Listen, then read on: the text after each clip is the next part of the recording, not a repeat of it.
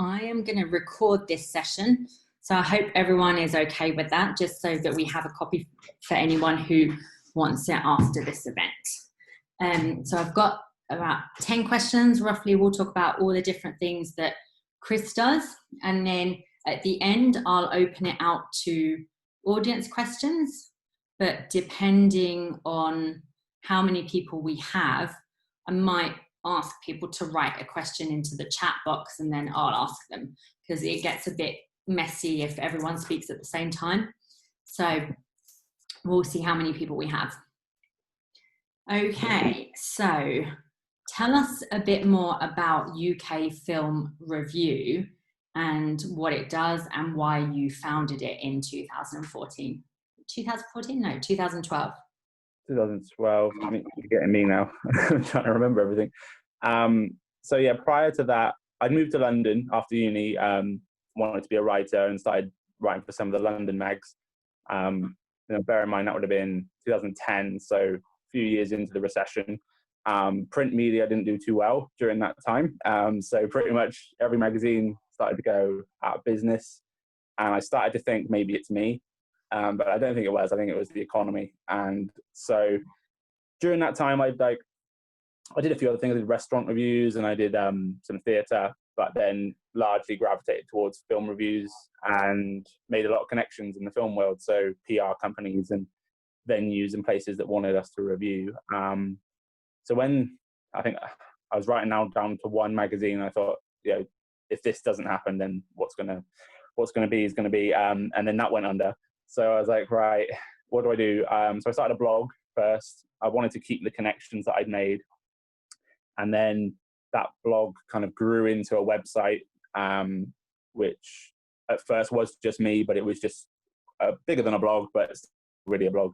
And then in 2014, I think, or maybe a bit later, I took on a first writer. I was like, do you know what? I want to have another person to start writing for the site as well.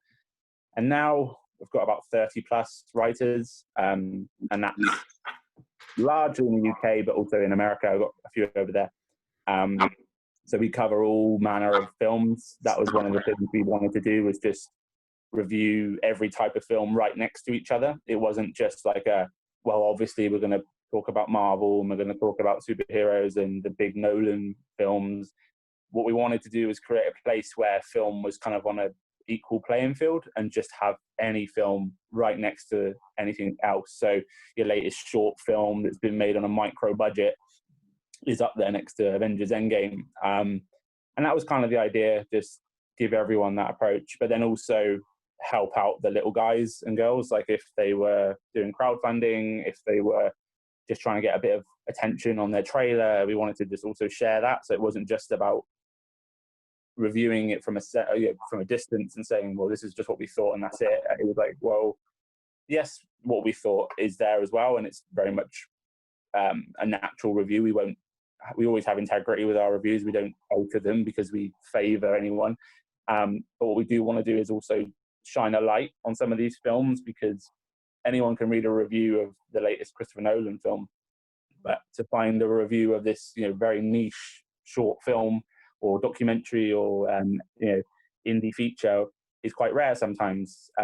So that for us is quite a unique place. And once I realised that, I thought, do you know what? That's where our community is. Our community was with the indie film scene, and that's just grown and grown over the last few years, especially getting involved with festivals and things. Mm-hmm. So you work with festivals and you also support Kickstarter campaigns and other crowdfunding campaigns. And tell us a little bit more about all of the things that you do to help filmmakers promote themselves and the services that you offer. So originally, one of the big ways the site grew was from picking the top 3 Kickstarter projects each month. Regrettably, it's something I've fallen way behind on and don't do too much now of, because actually we do it on a more everyday basis. But originally it used to be 3 top Kickstarters, just things that I found interesting on Kickstarter that were film-based. I thought, do you know what, that sounds like a fun project, and I would talk a little bit about it on the website and on social media and just direct people to the Kickstarter page and they would get in touch. So that was the first way. It was just shining a light on those projects. Then we took it a little bit further and started doing our own kind of press material for them. So it was like they could have an interview with us, or they could showcase their trailer if they had one. It depended on the project, obviously, because some projects are so early on, they've just got concept ideas or just a script.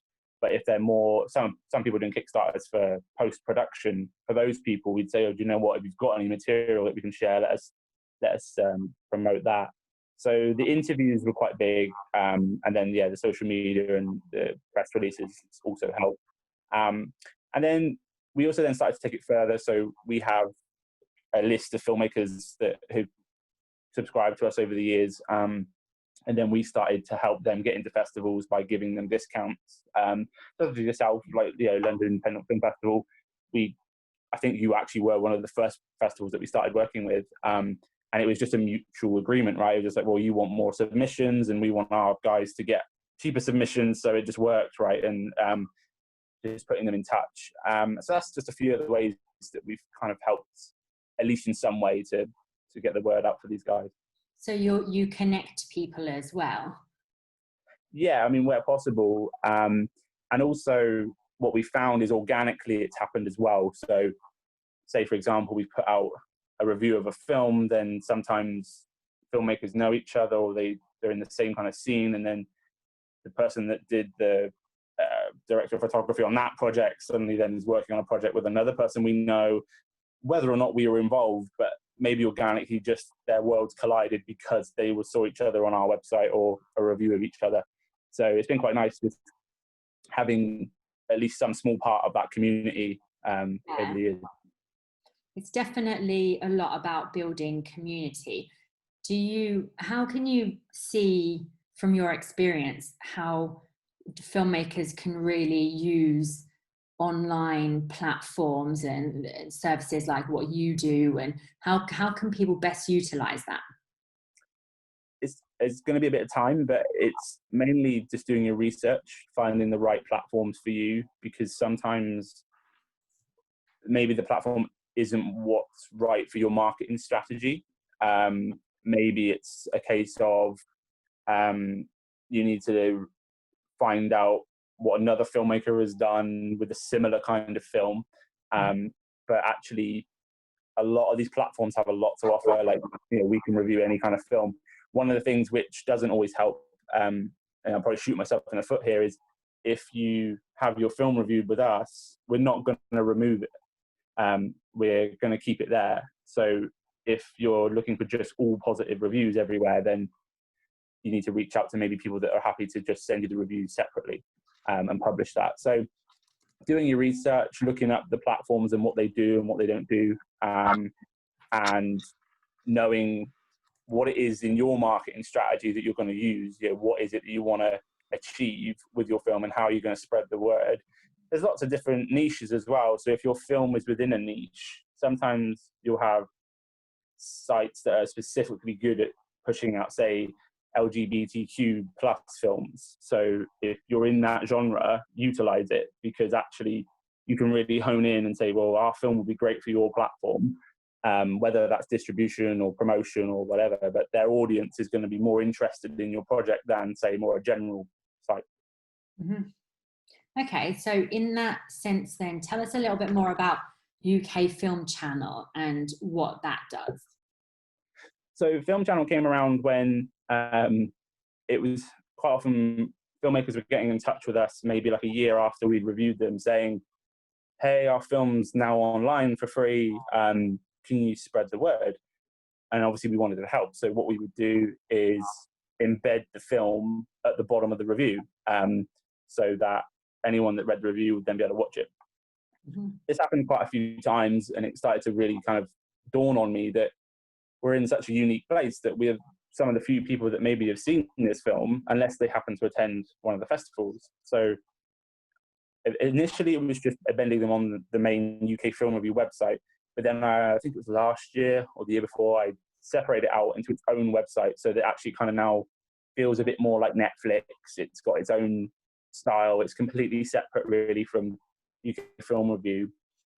And it's just a space where people can go and watch the films that we've already reviewed, and now it's actually, there's films on there that we haven't even reviewed. There's other films that are coming onto the platform, and there's two sides to it. So one side is the free section, so there's lots of free films on there which people can go and watch, and we get a lot of traffic for the free films, as you can imagine.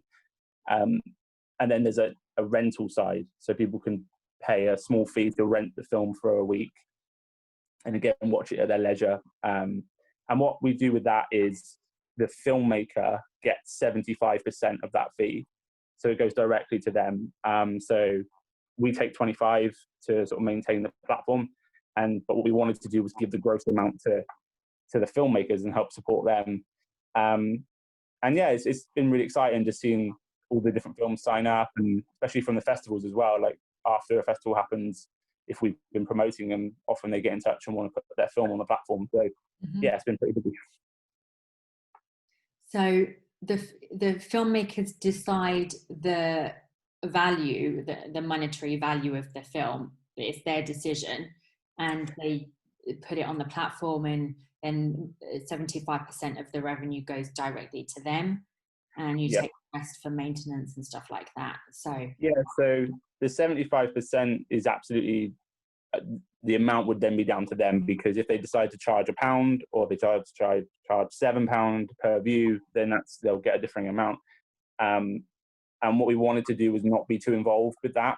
I didn't want to be stating prices for people and saying, I think your film is worth this, because at the end of the day, I'm not in a place to really say that right now. Maybe in 10 years' time, after I've got a lot more experience in the VOD industry, but right now I've been quite surprised about which films do well on the platform and which ones maybe struggle a little bit. So is there any kind of price point that you think works well in your experience generally? I think for a short film, less than £2. I don't think many people will pay more than £2 to watch a short film one-off. That does, bear in mind, that depends on how much availability has already been had. If the film's already done all the circuits, all the festivals and everything like that, some of the audience may have already dried up. Whereas if, say, like right now, where COVID has kind of knocked all the festivals on the head, there's films out there that have now not been seen by a lot of people, so maybe they want to get it, and they've got an audience ready to watch it, they might be able to start a little bit higher. But yeah, largely it's down to them. For a feature film, you might be able to charge a little bit more, but it's difficult because it's always in the eye of the beholder, right? So most people now, when they're talking about movies, they weigh it up against the price of Netflix, which used to be about $6.99. I think it's gone up now to like 10 or 11 quid. So if you're talking about one stream of a film, you don't want to be charging any more than a £5, because everyone will just equate it to, well, I could rent that or I could have Netflix for a month. I think that's where their brain will start to kick in. The other thing to mention is that the platform is completely, there's no contracts, right? So very often a filmmaker will get in touch and say, right, well, where's the contract? Where's the 6-page document that I got to sign? There's nothing like that. It's just a mutual agreement. It's a mutual agreement. You can add and remove your film at any point. You can change the price at any point. We do require a month's notice if you want to remove it, just because obviously if someone's rented it, we don't want to then pull it and they don't get to watch it. So we have a month's notice, but apart from that, it's very casual. It's very easygoing. Feel free to distribute it elsewhere. It's not like we're saying, we have to have exclusive rights to this film. We just wanted to give people a chance to have a platform that worked for them and just seems to be a no-brainer, really. Like, it doesn't cost them either. It doesn't cost them to host their film on our channel. Okay, so tell us a little bit more about using different, so there's traditional distribution, and then you've got all the new online distribution that is at the moment becoming more and more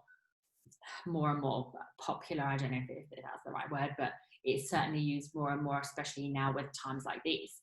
So tell us a little bit more about the difference between the two, and when you might choose what kinds of situations, and also can you use things in conjunction with each other and that kind of thing.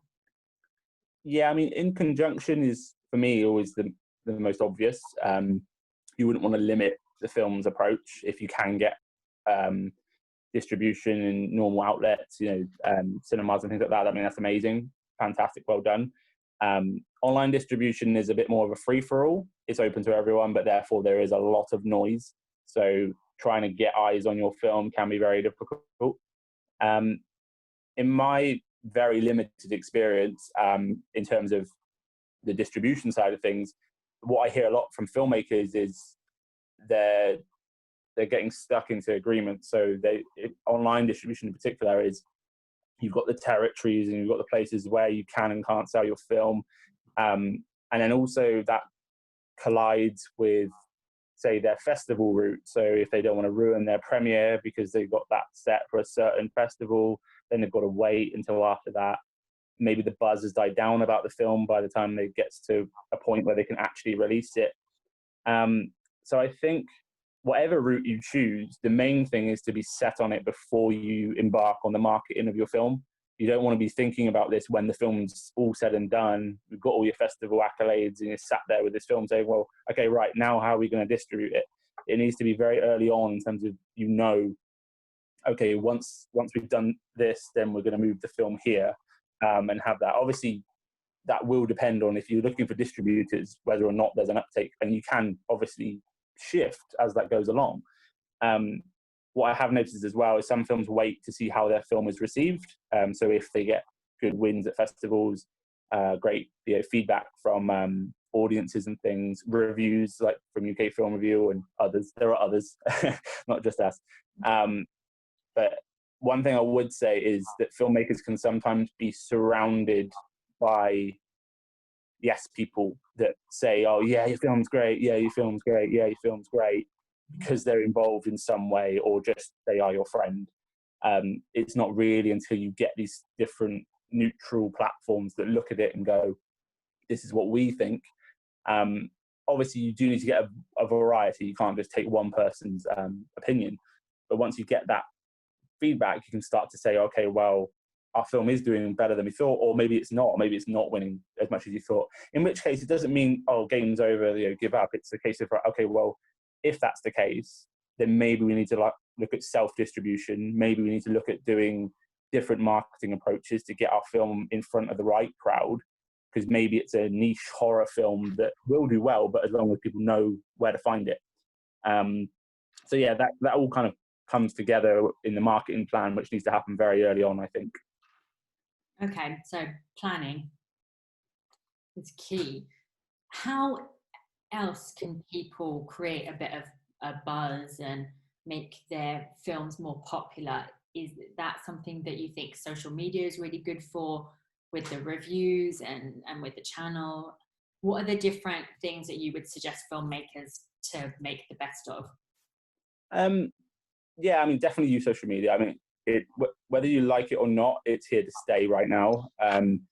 And being adept at all the different platforms is really important. So some people are very good at one, maybe Twitter or Instagram or Facebook, but you kind of need to be good at all of them and at least know what the benefits of all of them are. So if you've got a lot of visual material, then Instagram is very good. If you're going down the route of more press releases and more of a news feedy sort of thing, maybe you want to look at Twitter, but to be honest, you should be using all the platforms. One of the main tricks that I see, and it seems to help people, is piggybacking. Now, piggybacking is trying to get reach through other people's profiles. So obviously, if your crew and cast, everyone that's involved, you should know all of their handles. That you should already be able to tag them automatically whenever you put out a post. You tag everyone, so they're also joining in with the promotion because they want to see the film succeed. They want more eyes on it. They want to get more work from it, or even just more people to say, "Oh, great job." So yeah, first off, piggybacking, make sure that you do that. Then you can also tie in other people. So for example, we'll have filmmakers who've added a snippet from our review on their poster, which is always lovely. I always love seeing that. It really does make my day. They then say, oh, and UK Film Review said this about the film. So they'll tag us and we'll share it, which then gets it in front of our people, which are a lot of indie filmmakers and people that like indie films. So it's a good audience to get in front. You have to know who's the audience you want to be in front of. I see a lot of people doing this thing where they tag like the biggest publications, like their film's never been heard of by Empire or The Telegraph, but they're tagging them in the hope that maybe these guys will just share them. It's got to be a 1 in a million shot, because these guys have got very, very structured social media routines, and they do paid advertisements and things like that. They're unlikely to give away any space to something that isn't going to bring them a return. So knowing who to tag and knowing who are your friends, who are the people that are going to be your champions and go out there and storm it, that's really important. And then the other side of it, which I would say is, there's piggybacking, but then there's also being coming up with novel ideas, doing things that are unique to maybe even your film. So, for example, if your film is about gaslighting, which has been quite a common theme that's come up in filmmaking in the last few years, you need to be also looking out for the trends. For if there's news stories and there's topics coming up about gaslighting, you need to stay involved with that. You need to be sharing that to your audience, because if your film is about that, someone that's reading the same article as you are is likely to then maybe watch your film or become a champion of your film, because they link with the themes and the topics that are coming up. Now, that's an extreme example, but there's other things, like if yours is a sports movie or if it's a comedy or whatever. It's just important to look for those options or possibilities where you can be a bit creative and say, oh, have you read this top 10 sporting fails on The Guardian? Did you know we did a short film about golf? I mean, that's a very terrible link, but at least it's something, you get the idea, right? It's just something that's vaguely tangible between the two. Yeah, important to be focused with who you're targeting. Really. Great. So recently you've also set up, you have an online festival, and you also have a monthly magazine. So tell us a little bit more about those things. So the magazine is a digital PDF. Basically, it goes out each month, and it's £1. We kept it very, very low, just to cover the cost really of making it, which and time. There's quite a lot of time that goes into it. What we wanted to do was elevate the site beyond online reviews. So having a nice magazine that people can be sent on a monthly basis. We've got quite a lot of people that do follow us. It's nice for them to have something a bit more beyond just reading the review on their phone. The second reason for the magazine was it then opens a few doors, because when you're talking to PR companies, when you're talking to Walt Disney or whoever, if you say you've got an online website, they immediately think, okay, a blog. If you say you've got a magazine, instantly they go, okay, yeah, we'll talk to you, because PR companies and everyone like that want to get their material into magazines. That's their job. So having a publication meant that we would maybe get access to things, screeners and things like that, which has been really, really great. And then we're also going to use it to grow amongst the festivals. So for LIF, we think 2 months in a row, we promoted a load of films that we'd reviewed, which was great, because obviously you didn't have the festival, but we were able to actually watch a lot of those films and review them for you. And it just made it a little bit more special than it just being on the website. Definitely. Because we were in the middle of LIF when the lockdown happened. So we were really keen to make sure people were getting enough reviews. We were writing press releases. We've encouraged people to sign up to UK Film Channel as well. So we've just been working as hard as possible to make sure everyone has opportunity to promote their films, even though we have what we have now with the lockdown and everything like that. And the festival was, we had the first half, second half we had to postpone. So we'll see what happens with that. But yeah, it's a great option to have that. And that actually, the second part you mentioned about the festival, so our online film festival, this was actually something I had earmarked for about 3 or 4 years down the line. I had no intention of doing it this year. But when COVID hit and the lockdown hit, I was seeing so many posts from filmmakers absolutely gutted that the festivals were shutting down, the cinemas were shutting down, everyone was at home and they're all just streaming Netflix all day long. So I thought now was the time, actually, if we were ever going to do a film festival using the film channel, this would be a great time because it's something that COVID can't spoil. It can't knock us off because we're online. Hopefully it doesn't go digital. That'd be crazy. But we're able to actually help filmmakers in this time, offer them something that was new and that was at least going to be part of the calendar this year, because there was so much uncertainty. I mean, at the beginning, everyone thought, oh, it's going to be 2-3 weeks. You know, we're now, I don't know how many weeks we're in now, because I stopped looking at the calendar, but it's not looking like it's going to end anytime soon. And you've got events now being scheduled for next year because they're just saying, well, let's just write off this year. So ours will go ahead. There's no way it can't go ahead.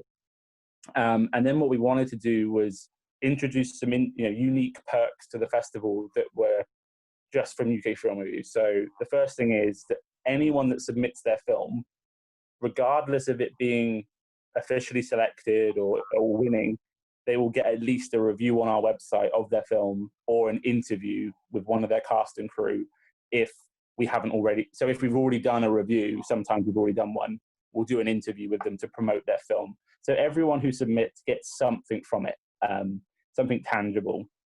Then the next thing we wanted to do was actually get filmmakers paid in the same way that the film channel pays. So during the festival, we're going to sell e-tickets. So it'll be, I don't know, £1, £2 or whatever to watch the film during a limited time of 3 days. We're then splitting that fee 50-50 with the filmmaker. So if it's £2, the filmmaker gets £1 for every ticket we sell. So it was great for us because it meant that maybe the filmmakers will be a little bit more interested in selling more tickets, so they become our ambassadors.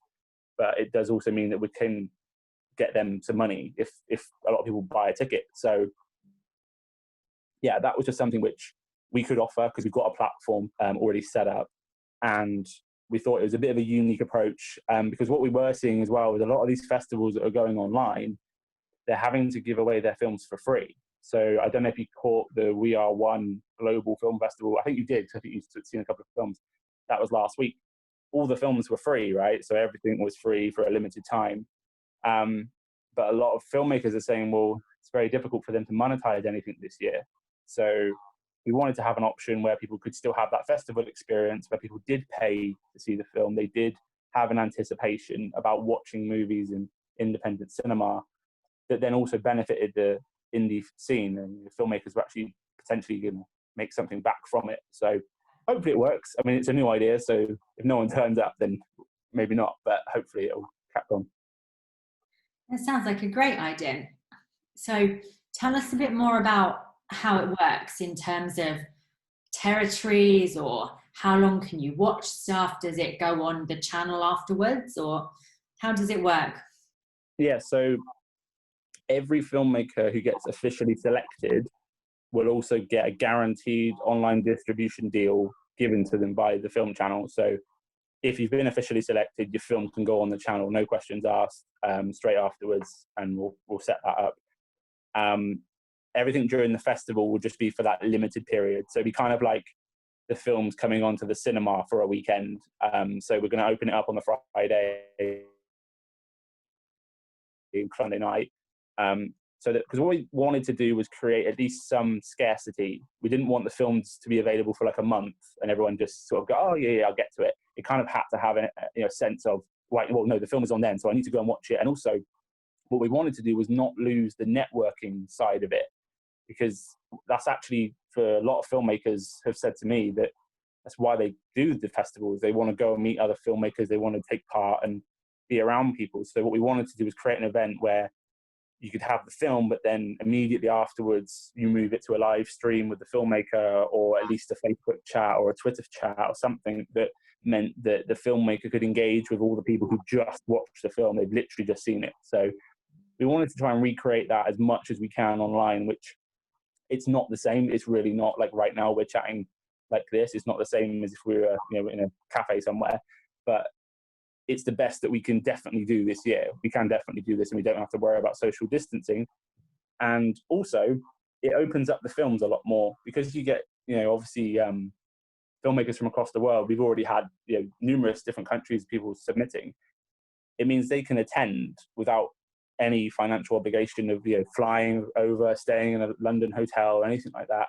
They can turn up and be in front of people that have just seen their film and also anyone from around the world can watch without having to fly across the world and watch.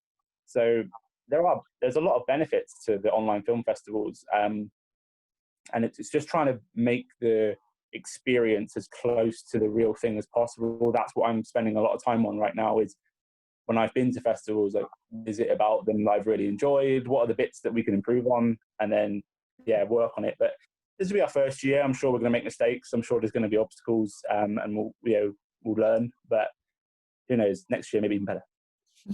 For sure. So, what are your top tips for filmmakers to use online platforms, social media, anything really, I suppose? What are your top tips for people to do? Top tips, and this is probably my background, but marketing first. So very often people forget to do the sort of Billy basics, which is a website for your film, social media for all channels, an IMDb page. It absolutely infuriates all of my writers when a film doesn't have an IMDb page. And I know it's a bit of a faff. Like I've used IMDb to set up stuff before, and it is a bit of a faff, but it's really worth it. It makes the film legitimate. It means that if anyone's looking for your film, that is probably where they're going to do it. They'll either put it into Google or they'll put it onto IMDb. So you need to be there, because word of mouth is really important, especially for new filmmakers. So learning the basics of that and making sure that your website can be found, and that your page, you need to have a page for each film that you've got. If you've got different films, they all need their own page and text about that film so that Google picks that up. That's just my marketing brain kicking in. Like, you need to be found. The other thing would be to not be afraid to explore different options. So there's obviously a lot of reviewers out there. There's lots of bloggers that will review your film, but also doing interviews and podcasts and things like that. That's a bit of an interesting way of getting out there and being in front of different audiences and different types of audiences, and not being afraid of publications that maybe they're not completely just movies. Maybe they also have other sections, or maybe there's multi-genre places, because it might be an untapped source. And as I said earlier, I think looking at the trends, like things that your film is linked to, you need to look at ways in which you can tap into that audience as well, because a lot of people will watch a film if they're emotionally moved to watch it. So if your film is about Alzheimer's, then there's a lot of people out there that are going to connect with that. So you can find things. Obviously, you need to do it tastefully. You don't want to do it in a way that's like, hey, got Alzheimer's, watch our film. It's like, you need to say, well, this is something which we sympathize with, or we empathize with, and we want to talk about these issues, and then have that conversation with people, and then bring your film in kind of gently. That's my main kind of tips. That's what I'm seeing that works for a lot of people. Excellent. So what we'll do now is I'll open this out to audience questions, but because there's quite a lot of people on this chat, if you have a question, if you type it into the chat box, I'll ask it to Chris. So just hopefully you all know how it works, to just write into the chat box, and then I'll make sure that we answer it. I think it will be easier than trying to have everyone speaking at the same time. Any questions? Maybe they don't have any questions. That's the main thing. There's no questions, then we can end it there. Someone must have a question. No? Oh. Cindy wants to know, what was the process? Cindy, just a question from me of the process of the platform. Okay. Is this for UK Film Review or the Film Channel, or both? The channel. So I already made one website with UK Film Review, which was mainly a platform of just blogging and different video, different pages for text.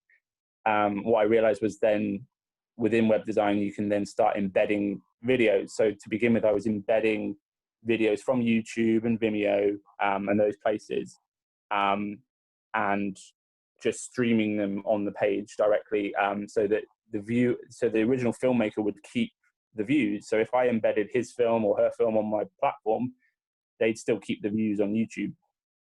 Then that was when they're all free. Then when it came to having films that were rented, I had to have a copy of the film because I couldn't rely on the fact that the filmmaker would keep it up or all of a sudden password protect it or something like that. So I had to have a copy of it in order to be able to know that if I sold a ticket, someone could watch it.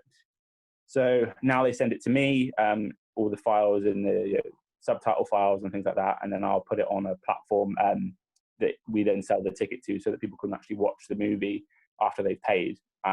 Took quite a long time to come up with that system. And yeah, it's mainly like an e-ticketing system. So you buy a ticket, it then tells you the password and then where you can watch it. So click the play button, takes you there, you put in your password, and it's easy as pie, then you just watch it. Excellent. Nice. So the next question was from Suzanne, and she wants to know a bit more about the exclusivity and whether that's different from other VOD platforms, such as Amazon and the other big ones. Yeah, so Amazon's probably the one we're most like. Amazon are actually quite open. It's kind of self-distribution for anyone in the same way their Kindle works for writers. If you've got all the correct material for Amazon, you can pretty much put it on there. Netflix is very different. Netflix is far more exclusive. They only pick up films that are more someone they already have a connection with. So if they already know a studio or an agent or someone that they work with previously, they do pick up films from festivals though. So it's worth trying to hit the big festivals and pick up wins there because they'll be looking for that. And they also do their own homegrown material now, so in-house stuff. But with the film channel, we kept it kind of like Amazon. It's a case of really anyone can apply. Right now, we're kind of accepting most people. There's very few films that we've had to say no to. And that's normally, if we've had to say no, it's normally because they've not been ready with the material that they need to put on there. So, for example, we're trying to make sure we have subtitle files for every film just to make everything accessible. So if you don't have those, I recommend trying to get those for your film because it's something that pretty much every platform is going to be demanding from if they don't already. But yeah, other than that, we kind of have a non-exclusive arrangement. You can sell your film elsewhere. I think Amazon, I might be wrong, I think Amazon have a situation where if your film is available elsewhere, they pay you less because they want exclusive rights to films. Okay. And the amount you get from Amazon is quite low. Obviously, they have a lot of traffic. They're a household name. So if you want to get your film on it, it is good. It's nice to have like a legitimacy to your film. But if you're looking to make money, I'd be very surprised. I think it was something like 0.008 per watch or something. I might be wrong. Those are the numbers that I'd seen rounded about. I've not put a film on there personally, so I don't know what the actual numbers are, but I know it's quite low. Yeah, it's interesting.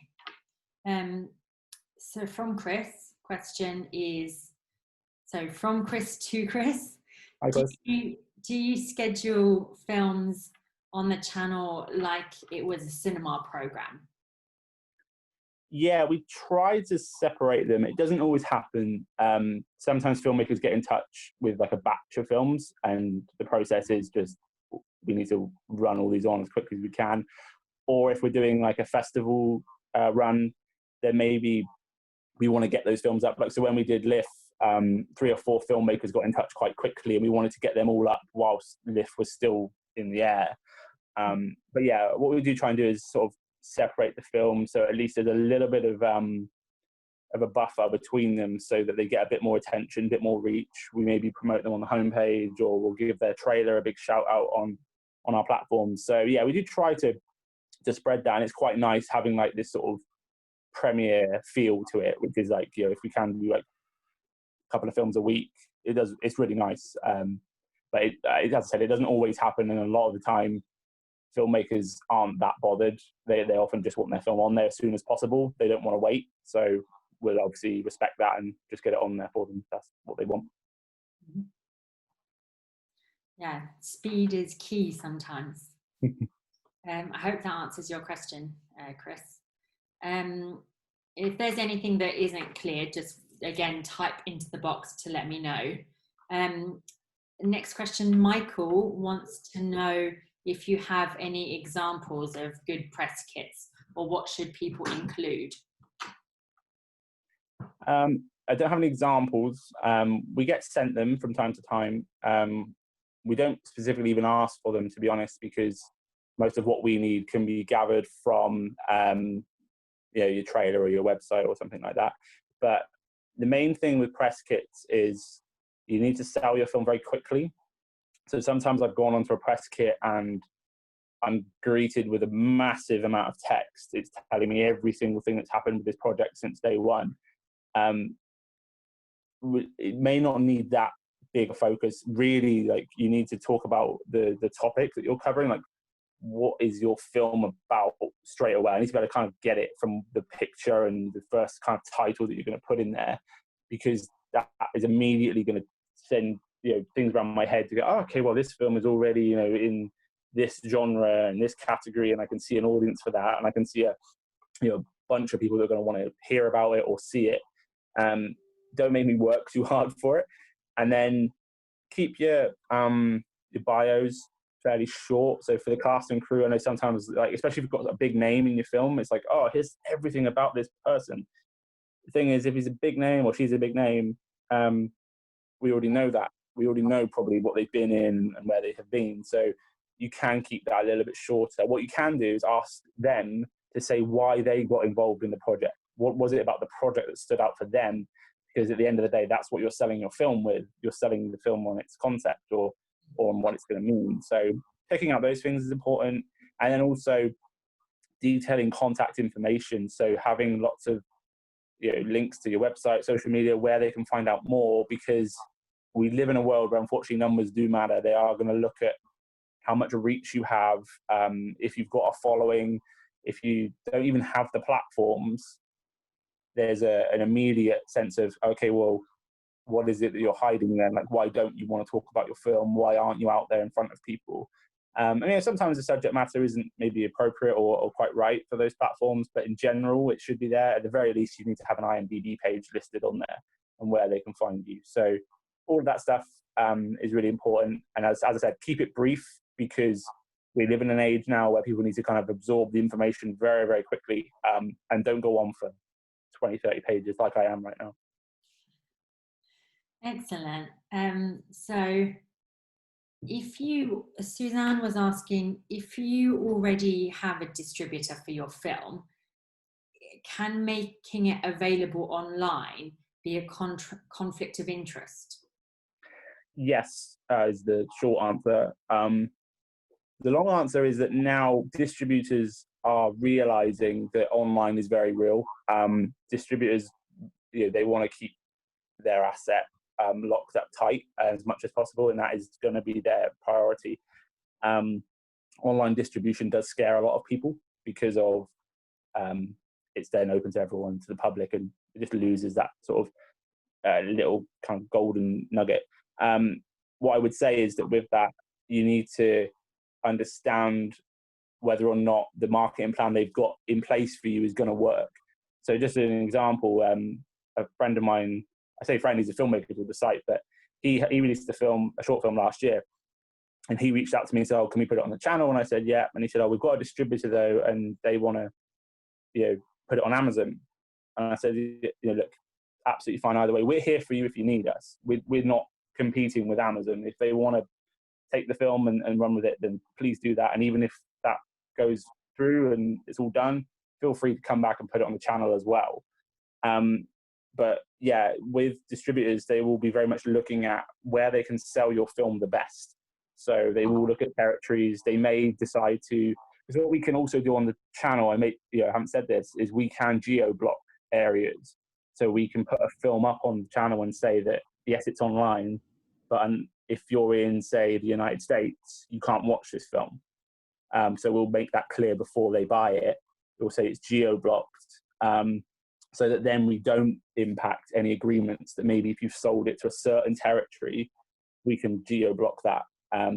or we can make it just available in one territory, so just available in the UK, if that's something that you're kind of interested in. So those options are there if you want to use them.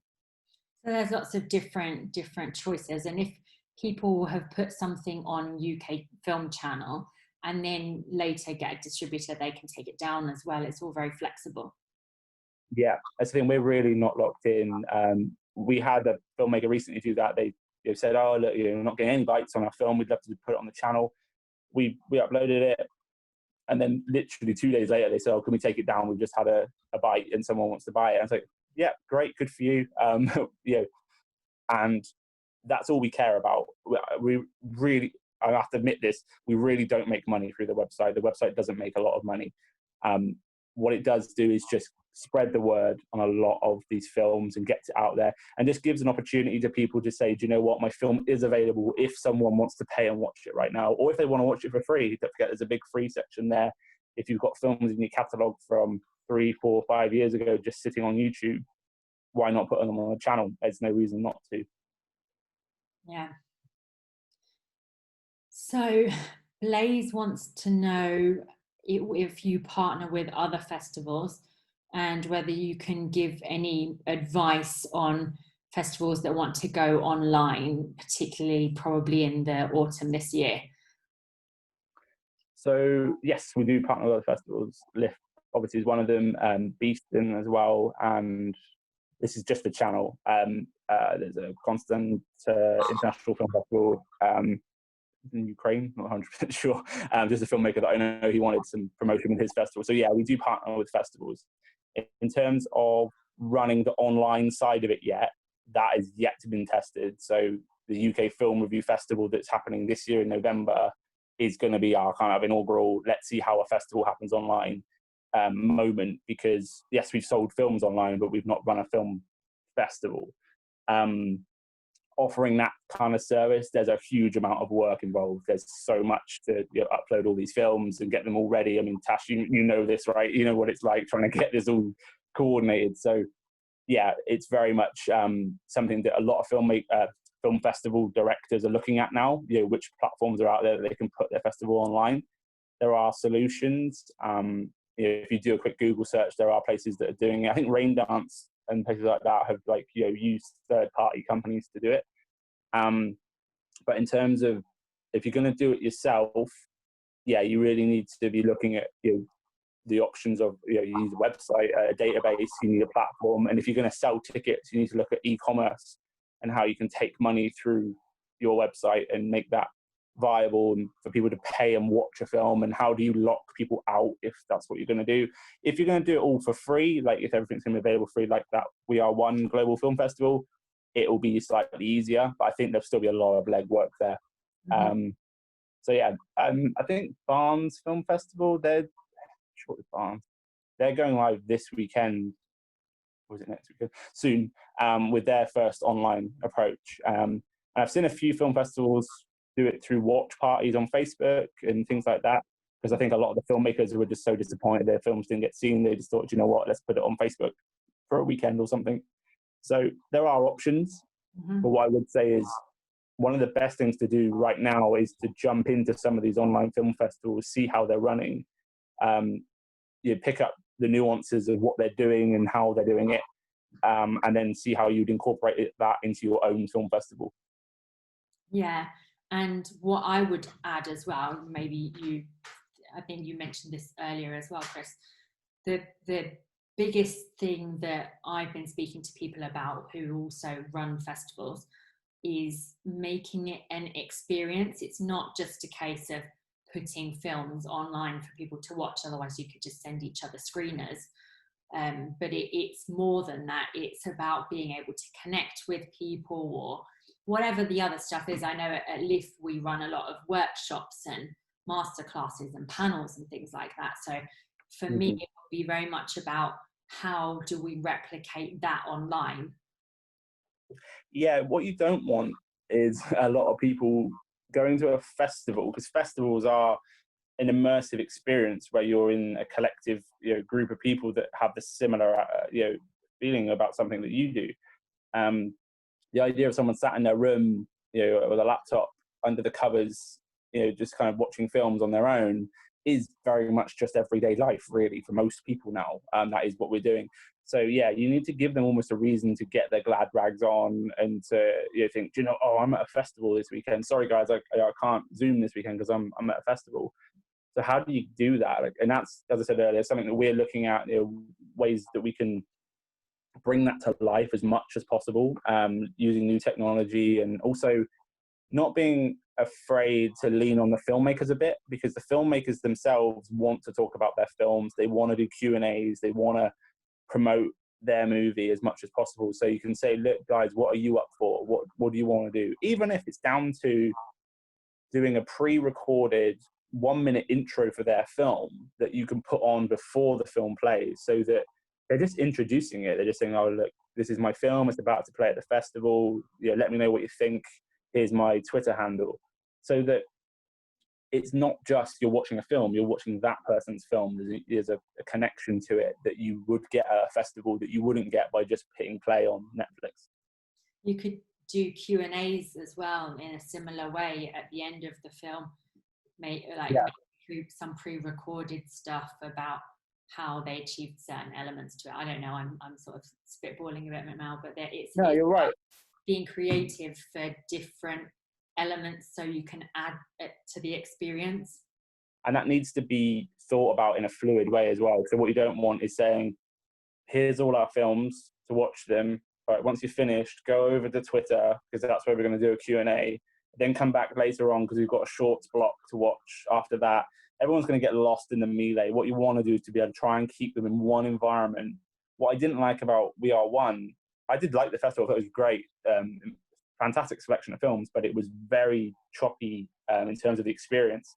So you went to their website, they took you to YouTube, where you then watch the film, and then it's done. That's it then. There's no other than like a call to action to donate. So yeah, it's really important to try and look at that journey and how can you have all the things that you have at a festival, like the introduction, the film, the Q&A, the banter at the bar afterwards. Obviously, it depends on what people are up for. Not everyone's up for doing Zooms and things like that. So can you incorporate other ways to get everyone involved? But yeah, there's a lot of options there. It's just trying to find the right route right now. Yeah. Well, one thing, so what I've just signed up to is the Cannes virtual market. Obviously, the festival didn't go ahead this year. It's usually in May. So they're having a virtual marketplace instead in June at some point. That is a couple of weeks away now. And I've gone through the process of signing up to a whole bunch of different things. And what looks quite interesting is you put in all your preferences, and then it kind of it doesn't match make you, but it shows you all the people that fit what you're interested in. So you can then connect with people who are looking for certain types of things. You can see each other and what each person is looking for, or distributors or sales agents or festivals or whatever it is. Then you can connect with people that way. So yeah. I mean, I can't recommend it because I haven't done it yet, but that's another thing to consider. Definitely. Can create different events and different opportunities for people to meet each other online as well. Okay, excellent. So does anyone have any final questions? Otherwise, we will leave it there. No, I think that's it. Excellent. Thank you very much, Chris. And thank you for coming. It's been great to have a chat. Lots of people say thank you. So you're very welcome, everyone. And it's UK Film Channel, UK Film Review to get in touch with Chris and the team there. Cheers, guys. Great. I'm going to end it now. So thank you very much. And Chris, I will speak to you later. Thanks. Bye.